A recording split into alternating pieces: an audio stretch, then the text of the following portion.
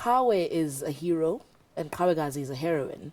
And when we were writing this play, we didn't want to make it about, 7 drama students during the movement, because that was going to be a bit boring.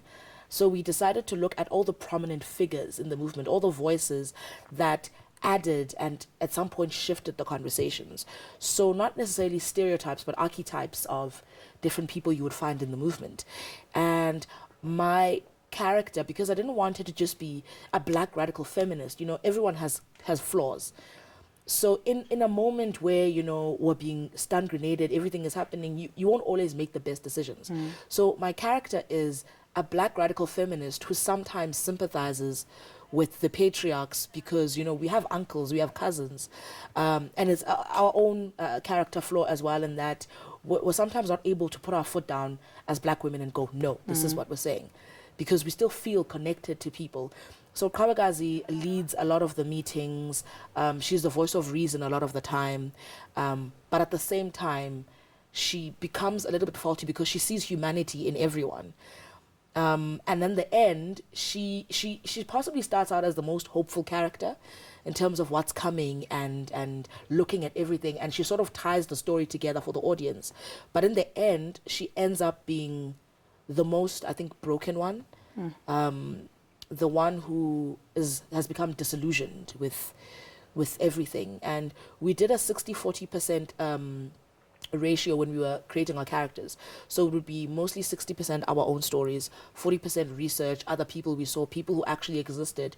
And I think my character was the closest to me, just in terms of my sensitivities during that time and my inability to just to hate and stick to hate. I always tried to see the humanity in other people. But yeah, she's a leader. She's got a strength that is not your usual, I'm a black woman, I'm a strong black woman. It goes deeper than that. So I really enjoy playing Angry black woman. Angry black woman, yeah. Suzu, your character, we talk. Or tell us about that character. Such a very interesting guy.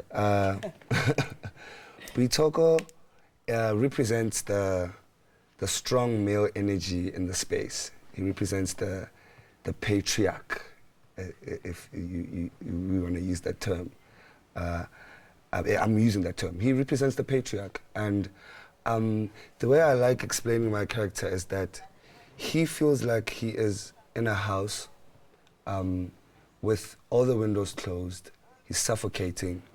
And the only way to get a breath is to break down the windows. Not to open the door, is to break it all down. Because right now it's reached a point where I feel like I'm gonna die. So in order for me to breathe and to have a voice, I'm gonna break everything down. And that's Bitoko.